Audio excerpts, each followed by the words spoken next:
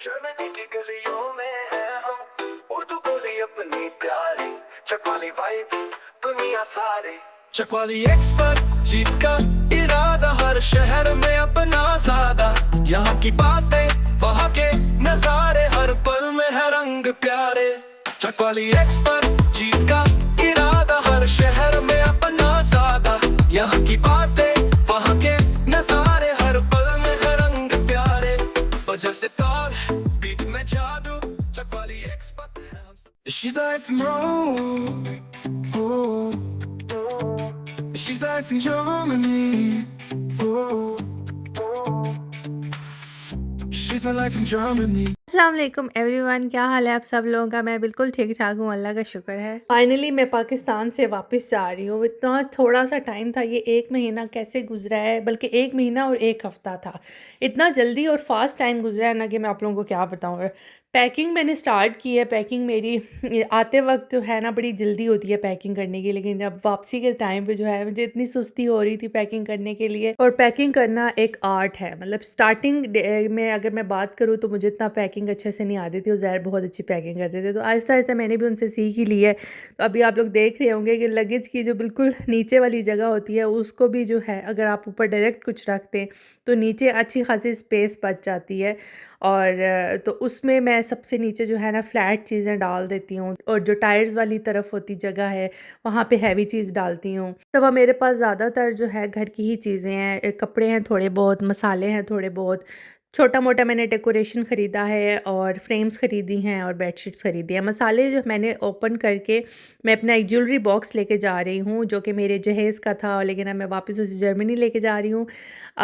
इसके अंदर मैंने मसाले डाल दिए हैं, बिरयानी मसाले और ये वो इतनी सारी चीज़ें। और सही जो है ना कमरा बिखरा हुआ था मेरा, और मैंने वो इस तरह करना होता है कि जो कपड़े मैं पहन रही होती हूँ वो अलग से पैक करके जाती हूँ, तो फिर उज़ैर की अम्मी पीछे से खुद ही मैनेज कर लेती हैं। ये कुछ बेडशीट्स मैंने मंगवाई थी ऑनलाइन ट्यूलिप्स की, जो कि मुझे बहुत अच्छी लगी थी। इनके प्रिंट्स बहुत अच्छे थे और क्वालिटी भी मुझे बहुत अच्छी लग रही थी, लेकिन टू बी वेरी ऑनेस्ट मैंने अभी तक यूज़ नहीं की और वॉश नहीं की, इसलिए मैं आफ्टर वॉश का रिजल्ट नहीं बता सकती हूँ। ये दोनों बेडशीट्स मुझे आई थिंक ऑलमोस्ट 5600 की पड़ी हैं शायद। एक्चुअल में मैंने उज़ैर की अम्मी के लिए खरीदी हैं और ये मैं पिंडी ही छोड़ के जा रही हूँ। बेडशीट्स बहुत एक्सपेंसिव हुई हैं पाकिस्तान में, इसलिए मुझे ये प्राइस ठीक लगी है। और एक पैकिंग हैक मैं आप लोगों से शेयर करूँगी। जो मेरी जितनी भी नाजुक चीज़ें हैं ना उनको सबसे पहले मैंने बबल रैप किया, और बबल रैप करने के बाद मैंने उसको ऊपर की तरफ से भी और नीचे की तरफ से भी डायपर्स पहना दिए हैं।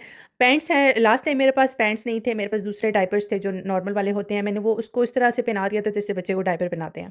और इस दफ़ा जो है मेरे पास पैंट्स थे क्योंकि वलिया बड़ी हो गया है, तो मैंने उसको दूसरे तरीके से पैक कर दिया। कि मेरा हैक कामयाब हुआ है या नहीं, वो लास्ट टाइम तो हुआ था, इस दफ़ा देखते हैं कि पहुँचता है खैर खैरियत से या नहीं पहुँचता है। लास्ट मील मैंने उस वलिया की दादू को बोला कि मुझे दाल चावल खाने हैं, तो उन्होंने दाल चावल ही बनवाए थे मेरे लिए, और मुझे बहुत मज़ा आया था खा के, क्योंकि मुझे पता है कि मैं वहाँ जाके बहुत मिस करूँगी, क्योंकि वहाँ जाके सब कुछ खुद ही खाना पकाना है, सब कुछ करना है।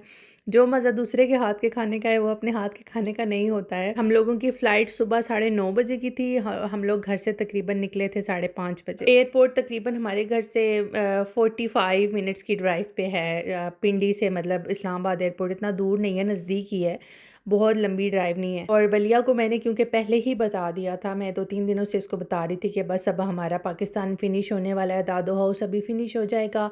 इसी तरह मैं इसको बताती हूँ, हमने कहीं भी अम्मी के घर गई हूँ, अन्ना के घर गई हूँ, जिसके घर भी गई हूँ, वापसी पे इसको मैं यही बताती हूँ कि अब ये फ़िनिश हो गया है, अब हम दोबारा यहाँ पे नहीं आएंगे। मेरे ख़्याल में हमें यही लगता है एज़ पेरेंट्स कि शायद बच्चे बहुत छोटे हैं, वो इतने मुश्किल कॉन्सेप्ट्स नहीं समझ सकते हैं, लेकिन मेरे ओपिनियन में वो समझ जाते हैं बात। अगर आप उनको बताते रहो साथ साथ सारी बातें, तो वो एक टाइम आता है कि वो जल्दी उन चीज़ों को समझना शुरू हो जाते हैं, बेशक वो रिस्पॉन्स दें या ना दें, लेकिन उनका माइंड माशाल्लाह से बहुत शार्प और तेज़ होता है कि वो एब्जॉर्ब कर लेते हैं इन्फॉर्मेशन। और मैंने हमेशा जो है जब भी मैं बलिया के साथ अकेले होती हूँ, लास्ट टाइम भी और इस दफ़ा भी, हमेशा तो कहना गलत होगा, 2 टाइम्स ही अभी तक अकेले ट्रैवल किया है। कोई ना कोई बंदा रख लेती हूँ अपने साथ, जो भी एयरपोर्ट ये जो स्टाफ होता है सारा, ये इनका काम होता है, और ये मुझे एंड तक छोड़ आते हैं। एंड तक मतलब यही कि सिक्योरिटी कंट्रोल, पासपोर्ट कंट्रोल से पहले पहले तक।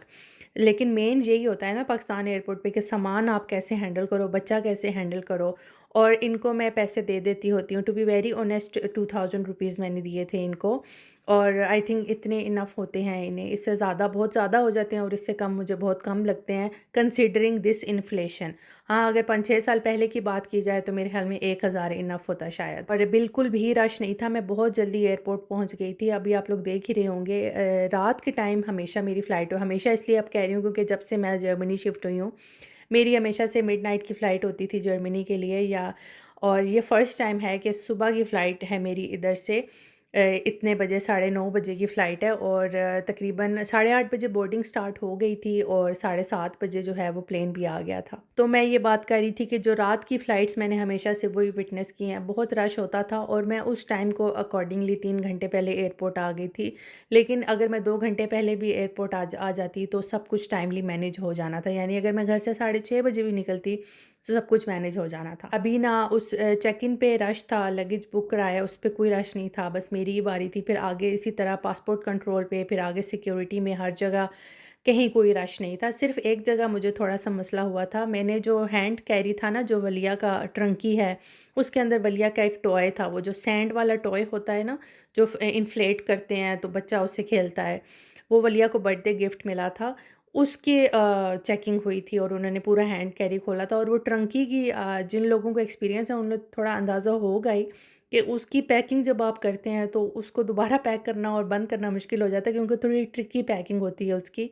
सीधी-सीधी चीज़ें होती हैं, वो हैंड कैरी में वो अलग बात है, लेकिन ट्रंकी में क्योंकि बिल्कुल फ्लैट सरफेस नहीं होती है तो चीज़ें आपने बड़ी मुश्किल से मैनेज की हुई होती हैं। तो मुझे ये एक्सपेक्टेशन नहीं थी, लेकिन बहरहाल चेक हुआ। लेकिन शुक्र है अल्लाह का कि जो स्टाफ़ था वो बहुत कोऑपरेटिव था, उन्होंने मुझे पूरा टाइम दिया और मेरी हेल्प की दोबारा वापस रीपैक करने में। तो मुझे इतनी बड़ी टेंशन नहीं हुई, लेकिन थोड़ा-सा टाइम लग गया था इस चीज़ में। इस्लामाबाद से दोहा तक की जो सीट्स थी वो मैंने बुक नहीं की थी, लेकिन जो दोहा से फ्रैंकफर्ट वाली थी वो मैंने बुक की थी सीट। जो सेकंड नंबर वाली रो होती है वो मैंने बुक की थी कि फ्रंट पे ही रहें तो ज़रा आसानी होती है, क्योंकि वलिया ने शोर वगैरह करना होता है। मुझे ऐसा लगता है जैसे बच्चे पीछे हों तो आगे वाले ज़रा डिस्टर्ब होते हैं। पता नहीं ये बात ठीक है या नहीं ठीक, लेकिन क्योंकि अगली फ्लाइट में आते मुझे वक़्त की पता था वलिया एक्टिविटीज़ बिल्कुल में जो फ्रेश होगी, और पेंटिंग वलिया की, अभी भी ड्राइंग की बहुत फ्रेश एक्टिविटी थी। थी, वो बहुत ज़्यादा बिल्कुल मुझे काम नहीं आई लग थी रहा था और कि ये सोएगी। ऐसा ही हुआ था क्योंकि इसने रात को नींद पूरी कर ली हुई थी अपनी, रात को 11:30 बजे सोई थी, सुबह 4:30 बजे मेरे साथ उठ गई थी ये। इसको टेंशन, जो ही मैं उठती हूँ ना बेड से तो इसको पता चल जाता है कि अब मामा उठ गई हैं, तो ये नॉर्मली भी उठ जाती है। तो अभी तो इसको वैसे ही पता था कि हम लोगों ने जाना है फ्लूकसोइक पे। अभी प्लेन वालों की तरफ से भी जो गिफ्ट मिला था वो कलर्स थे, 6 पीसेस ऑफ कलर्स थे और साथ थोड़े बहुत ड्राइंग के पीसेस थे कि आप ड्राइंग करें या वो जो पज़ल्स बनाते हैं या जो मेज़ आप सॉल्व करते हैं, वो चीज़ें थीं। और जब फ़्लाइट टेक ऑफ के टाइम मैंने वलिया को फ़ीडर पकड़ा दिया था तो बॉटल अपना इसने आराम से फ़िनिश कर लिया था, लेकिन लैंडिंग एट नाइट पे मैंने उसको नहीं पकड़ाया था। और अब ये बड़ी हो गई है तो मैं इसको एक्सरसाइज़ करवाती हूँ jaw open and jaw closing की, तो मुझे मिमिक कर लेती है ये। लेकिन जब बहुत छोटी थी लास्ट टाइम और उससे लास्ट टाइम, तब जो है मैं इसे पहले ही ब्रूफन दे देती थी सिरप उसका। पता नहीं सही करती थी या गलत करती थी। मेरे ओपिनियन में माएँ हमेशा यही कोशिश करती हैं कि बच्चे छोटे होते हैं, उनको कहीं दर्द ना हो। माएँ ज़रा ज़्यादा कॉन्शियस होती हैं इन चीज़ों को लेके, लेकिन इस दफ़ा ऐसा कुछ भी नहीं हुआ है क्योंकि अब बड़ी हो गई है तो एक्सरसाइज़ ने बहुत हेल्प किया। इसके ईयर्स को फिर मसला नहीं हुआ। जो सीट्स मेरी आगे बुक थी दोहा से फ्रैंकफर्ट के लिए, वही वाली सीट्स मुझे इस्लामाबाद स्टाफ ने वही वाली बुक कर दी थी और मुझे उनका ये जेस्चर मुझे अच्छा लगा था। उनके साथ ट्रैवल करना कैसा होता है, छोटे बच्चे, टॉडलर्स, जो न्यूबॉर्न्स होते हैं, इस किस्म के क्वेश्चंस मुझे बहुत आते हैं। और ट्रैवल करने के लिए क्या साथ रखना चाहिए, ये क्वेश्चन मेरे से बहुत ज़्यादा लोग पूछते हैं इंस्टाग्राम पे डीएम करके। अभी भी कुछ क्वेश्चंस आए हुए थे मुझे रिसेंटली और उनका यही जवाब है कि हर दफ़ा जब वलिया 5 महीने की थी तब वलिया की और डिमांड्स थी, ठीक है, कि उसने ट्रैवल किस तरीके से करना है, तब तो बेबी कैरियर बहुत हेल्पफुल रहा था। फिर लास्ट टाइम वलिया 1.5 साल की थी जब मैं आई थी, तब भी वलिया की बिल्कुल टोटल डिफरेंट डिमांड्स थी। वो सिर्फ ये कह रही थी कि मैं उसको उठा के रखूँ, और वो चलना भी, ज़ाहिर है बच्चा नया नया चलना शुरू हुआ हुआ होता है, तो बिल्कुल डिफरेंट डिमांड्स थी। तो लास्ट टाइम तो वो काम आई थी मुझे पुश चेयर, लेकिन इस दफ़ा वो मुझे बिल्कुल काम नहीं आई, क्योंकि इस दफ़ा वलिया बहुत फुल ऑफ एनर्जी थी और वो चाह रही थी कि नहीं, मुझे आप पुश चेयर में नहीं बिठाओ, मुझे आज़ाद छोड़ दो। और ट्रंकी जब वो थकती थी तो ट्रंकी पे बैठ जाती थी, तो ट्रंकी ने बहुत हेल्प किया। तो तीनों दफ़ा का एक्सपीरियंस मेरा बहुत डिफरेंट था। तो एज के अकॉर्डिंगली आप डिसाइड किया करें, अगर आपने अकेले ट्रैवल करना ही है बच्चों के साथ। तो बच्चों की एक्टिविटीज़ के बारे में मैंने अपने उस व्लॉग में बता दिया था, जो कि मेरा जर्मनी से पाकिस्तान का ट्रैवल था। अगर किसी ने वो व्लॉग नहीं देखा तो वो जाके देख लें आप। अभी इत्तेफाक नहीं हुआ मिसेज़ मूवी देखने का, मुझे काफ़ी शौक था ये मूवी देखने का, और मैंने देखी है और बस सोई थी। इतनी कोई आला तरीन मूवी नहीं थी जितनी इसको हाइप मिली है। बहुत सी चीज़ें जो हैं वो अनसॉल्व्ड रही हैं, लेकिन ओवरऑल रेटिंग 5/10 है मेरी तरफ से। वाली फ़्लाइट तो 3 साढ़े 3 घंटों की थी, इस पे इतना इशू नहीं हुआ। थोड़ा सा वलिया स्टार्ट में खेली, होस्टेस ने जो गिफ्ट दिया था उसके साथ खेली, थोड़ा बहुत उसने खाया पिया, फिर वो सो गई, फीडर उसने पिया, ठीक है, फिर उठ गई। और मतलब ये वाला जर्नी इतना मुझे फ़ील नहीं हुआ, पता नहीं चला, तो गुजर ही गया ये जर्नी। और एयरपोर्ट पे बिल्कुल भी रश नहीं था। मैंने वही बात की कि ये वाला टाइम मैं फ़र्स्ट टाइम एक्सपीरियंस कर रही हूँ। हमेशा जो है मैं कतर एयरपोर्ट पे मिडनाइट होती थी और इतना रश होता था, खचा-खच दुनिया भरी हुई, और ऐसा लगता था कि कोई मछली मंडी लगी हुई है, लेकिन बिल्कुल भी रश नहीं था उस लिहाज से, अगर मैं पिछला कंपेयर करूँ तो। जब रश नहीं होता है तो मेरे ख़्याल से मदर्स इसलिए कंफर्टेबल रहती हैं कि वो अपने बच्चों पे नज़र रख सकती हैं। अगर बहुत ज़्यादा रश हो तो मैं तो ख़ासकर जो है एंग्ज़ायटी का शिकार हो जाती हूँ, वलिया का और ज़्यादा ध्यान रखती हूँ। पता नहीं अनकॉन्शियसली मेरे माइंड में होता है कि वलिया कहीं गुम ही ना जाए। तो इसलिए मैं रिलैक्स थी इस वाले जर्नी में एयरपोर्ट पे, बिल्कुल मुझे कोई किसी किस्म की कोई टेंशन नहीं हुई। मैं इसको, या अगर थोड़ा सा दूर जाती भी थी तो मेरी नज़रों के उसमें ही रहती थी, मैं इसको इजीली जो है देख पा रही थी, कोई एंग्जाइटी नहीं हुई मुझे इस वाले ट्रैवल में। मैंने ट्रॉली ले ली यहाँ से एयरपोर्ट से, तो फिर उसमें ट्रॉली में मैंने सामान रख दिया नीचे वाली तरफ, और ऊपर अंदर उसमें मैंने वलिया को बिठा दिया। तो शुरू में जो है वलिया ने खुद टंकी चलाई, लेकिन मेरे ख़्याल से अब जो थोड़ा थक गई थी तो इसने मुझे फिर तंग नहीं किया, आराम से बैठी रही थी। इसको मैंने बोल दिया था कि अभी हम फ्रेंच फ्राइज़ लेंगे, तो इसलिए आपने शोर नहीं करना, आपने मम्मा का साथ देना है। थोड़ा बहुत इसने मुझे तंग किया था, ये कह रही थी कि इसने नीचे उतरना है, लेकिन शुक्र है इसने जो है ना, एटलीस्ट जब इसने देख लिया कि नहीं, पोमस आ रहे हैं, फ्रेंच फ्राइज़ आ रहे हैं, इसने फिर जूस भी लिया, जो कि बिल्कुल इसने नहीं पिया था। इसने बस कलर देख के कि जी लीला कलर है तो लीला कलर का मैंने जूस लेना है, लेकिन इसने बिल्कुल, स्मूदी थी, पिया नहीं था इसने बिल्कुल भी, वो मैंने ही ज़बरदस्ती पिया था। और मैंने क्योंकि प्लेन में भी खाया हुआ था तो मेरा बिल्कुल दिल नहीं कर रहा था खाने का, लेकिन वलिया क्योंकि सो गई थी प्लेन में तो इसलिए इसने कुछ खाया हुआ नहीं था। इसने तो मैंने कहा कि चलो कुछ थोड़ा सा ये खा ले। फिर वलिया ने कहा उसने आइसक्रीम खानी है। मैंने कभी भी कतर एयरपोर्ट की आइसक्रीम नहीं ट्राई की है। अभी मैंने ट्राई की थी, एक पिस्ता फ्लेवर लिया था, वलिया ने कहा उसने मैंगो फ्लेवर लेना है। लेकिन फिर इवेंचुअली उसने क्या किया कि कहा कि नहीं, आप पिस्ता मुझे दे दो और मैंगो तुम ले लो, मैंने तो ग्रीन वाली खानी है। मतलब बच्चे ऐसे क्यों करते हैं। लेकिन जब ये मैंने मैंगो वाली आइसक्रीम खाई तो इसका टेस्ट बिल्कुल ऐसा था जैसे पाकिस्तान में मैंगो स्क्वाश, उसका जो मैंगो स्क्वाश होता है ना शेज़ान वालों का, हाँ बिल्कुल वो टेस्ट। ऐसा लग रहा था किसी ने मैंगो स्क्वाश जो है ना घोल के रखा हुआ है इस मैंगो आइसक्रीम में। लेकिन अगर मैं जेलेटो कंपेयर करूँ इटली के लिहाज से तो बिल्कुल भी वो टेस्ट नहीं था। बस सॉस हुई थी आइसक्रीम, इतनी कोई हाई फाई नहीं थी, बस नॉर्मल गुजारा लाइक आइसक्रीम थी। एक दफ़ा अगर आप लोग इटली की आइसक्रीम खा लें, मेरे ख्याल में उसकी जेलाटो खा लें, तो आप दोबारा कोई भी आइसक्रीम पसंद नहीं करें दुनिया में। मेरे ख्याल में तो यही बात है। 3 घंटे का हमारा ये वेटिंग टाइम था और तकरीबन 1.5 घंटा हमारा उधर खाने पीने के एरिया में लग गया था। आराम और सुकून के साथ बैठे हम लोग वहाँ पे, पानी शानी पिया, 2 दफ़ा हम लोग वॉशरूम गए, और फिर उसके बाद हम लोग गेट पे आ गए। तो बस 15 मिनट हमें गेट पे बैठना पड़ा और फिर बोर्डिंग स्टार्ट हो गई थी। और मेरा क्योंकि ज़ोन 4 था, क्योंकि फ्रंट की सीट्स थी, तो सबसे एंड पे हम लोग उठे थे। और वलिया को इतनी टेंशन लगी हुई थी कि सब जा रहे हैं और हम नहीं जा रहे। बड़ी मुश्किल से वलिया को कंट्रोल किया था मैंने। टंकी ने काफ़ी साथ दिया। वलिया उसके ऊपर बैठ के खुद मैं उसको कर लेती थी ड्रैग, बड़े आराम से हो गया था ये मैनेज। और कभी कभी वो ले लेती थी, क्योंकि गेट के बाहर आपने ट्रॉली छोड़ के आनी होती है। अब हम लोग सीट पे जो ही बैठे और जो ही मतलब प्लेन थोड़ा बहुत स्टार्ट हुआ, जैसे ही टैक्सी ख़त्म हुई इसकी और थोड़ा सा भी इसने फ्लाई ऊपर किया,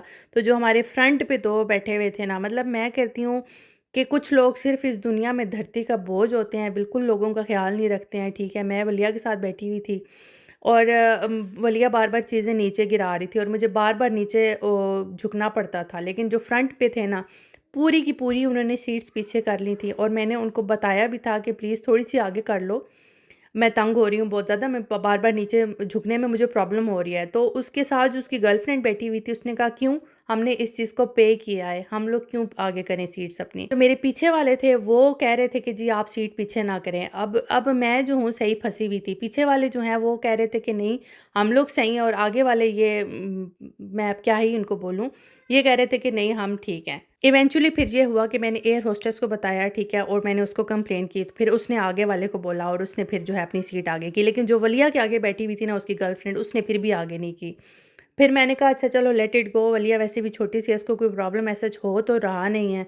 तो मैंने उसको इस चीज़ को इग्नोर कर दिया, और फिर मैंने कहा कि चलो यार काइंडनेस शो करें तो क्या पता अगला इंसान भी थोड़ा इंसान बन जाए। वॉशरूम में जब हम गए तो अगले की उस वो भी आया हुआ था। मैंने अगले वाले को बोल दिया कि नहीं पहले तुम चले जाओ, it's okay we can wait. मैंने कहा क्या पता है काइंडनेस शो करें तो अगले को हो एहसास कि नहीं पीछे वाले भी इंसान है जो हमें काइंडनेस शो कर रहे हैं, बट नहीं, कुछ लोग डीठ के डीठ होते हैं। नो डाउट कि गज़ा में ये जो चीज़ें हो रही हैं और दुनिया में जो इतने जुल्म हो रहे हैं, ये बहुत एक्सट्रीम बात शायद मैंने कर दिया है, शायद इस छोटी सी हरकत का इतना बड़ा नहीं करना चाहिए। लेकिन मेरे ख़्याल में अगर आपने किसी इंसान को जज करना है ना, तो उसके साथ सफ़र करके देखें कि वो सफ़र में कैसा है आपके साथ। अगर सफ़र में लोग सेल्फ़िश हैं तो इस चीज़ से आप अंदाज़ा लगा सकते हो कि वो इंसान सिर्फ़ अपने बारे में सोचते हैं, पीछे या आगे वालों के बारे में नहीं सोचते हैं। कुछ लोग बेचारे इतने मोटे होते हैं कि अगर अगले वाला जो बंदा है पूरी सीट पीछे कर ले तो उसके लिए भी प्रॉब्लम है, कोई प्रेग्नेंट है उसके लिए प्रॉब्लम है। मेरी वलिया जो है वो बहुत एक्टिव है, जितनी देर ये सोई रही मुझे इतना प्रॉब्लम हुआ नहीं है, लेकिन ये चीज़ें बार-बार नीचे गिराती है, कभी इसका कोई कलर नीचे गिरा है, कभी कोई कलर नीचे गिरा है, तो मुझे बहुत ज़्यादा प्रॉब्लम हो रही थी। आई एम श्योर बहुत सारे लोगों को होती होगी।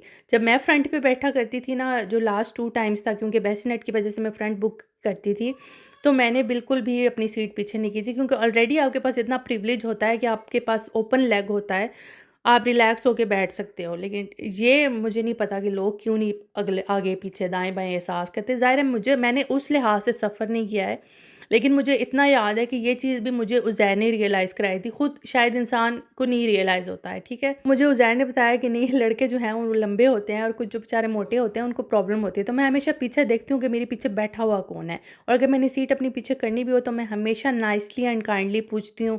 पीछे वाला अगर कहे जी हाँ आप कर लें कोई प्रॉब्लम नहीं है, तो मैं पूरी फिर भी नहीं पीछे करती, मैं हमेशा आधी पीछे करती हूँ। लोग खाना खा रहे होते हैं या किसी ने पानी का गिलास रखा हुआ होता है तो एब्रप्टली कभी भी सीट पीछे नहीं करनी चाहिए। ये बात मैं व्लॉग में इसलिए कर रही हूँ कि बहुत से लोग जो नए होते हैं उनको नहीं पता होता है, इंटरनली वो बहुत काइंड और अच्छे लोग होते हैं, लेकिन बस ये छोटे छोटे जेस्चर से उनको नहीं समझ में आ रही होती कि इनसे बहुत बड़ा डिफरेंस क्रिएट होता है। तो मैं इसलिए व्लॉग में बता रही हूँ कि अगर कोई सुन रहा है और किसी के दिल में ये काइंडनेस अगर जा सकती है तो चली जाए। सब कुछ फ्रैंकफर्ट एयरपोर्ट पे भी सिर्फ हमारी वाली बेल्ट पे लगेज था, और 15 मिनट के अंदर अंदर मतलब पूरा लगेज आया गया गायब हो गया। ये देखिए पूरा खाली हो गया था। मैं बाथरूम गई, बाथरूम से बाहर निकली, सारी बेल्टें खाली थी दोनों की दोनों। बड़ा जल्दी सब कुछ वाइंड अप हुआ और बिल्कुल पता ही नहीं चला। और मेरे ख्याल से जो ही हम लोग आउट हुए उज़ैर ने भी उसी टाइम गाड़ी पार्क की थी। बिल्कुल हम ना उन्होंने 1 मिनट वेट किया ना मैंने 1 मिनट वेट किया, बट फ़ौरन ही हम लोग मिले और बस हम लोग वापसी का सफ़र। मैं इतना थकी हुई थी कि मेरे में हिम्मत ही नहीं थी कुछ करने की, क्योंकि मैं पूरा रास्ता नहीं सोई, पूरा रास्ता मैं जागी रही थी। तकरीबन घर से घर तक 22 घंटे का सफ़र था ये। लगेज के ऊपर से बेल्ट गायब थी, वो शायद कहीं टूट गई थी और उसकी थोड़ी-सी ज़िप भी खुली हुई थी। लेकिन फिर मुझे बाद में याद आया कि ये ज़िप मैंने खुद ही खोली थी। इतनी मैं सयानी हूँ कि मैंने वो फ्रंट वाली ज़िप बंद ही नहीं की। बाकी को तो लॉक लगा हुआ था, लेकिन एक वो जो फ्रंट पे छोटी-छोटी पॉकेट्स नहीं होती, वो एक खुली हुई थी। उसके अंदर ख़ैर कुछ ऐसा था नहीं, सिर्फ़ एड्रेस वग़ैरह पड़ा हुआ था। ये था मेरा आज का व्लॉग। होपफुली आप लोगों को अच्छा लगा होगा। अगर आप लोग मेरे चैनल पे न्यू हैं तो प्लीज़ मेरे चैनल को सब्सक्राइब ज़रूर कीजिएगा। इंशाल्लाह मिलते हैं नेक्स्ट व्लॉग में। अपना बहुत सारा ख्याल रखिएगा, दुआओं में याद रखिएगा। ओके बाय, चाओ।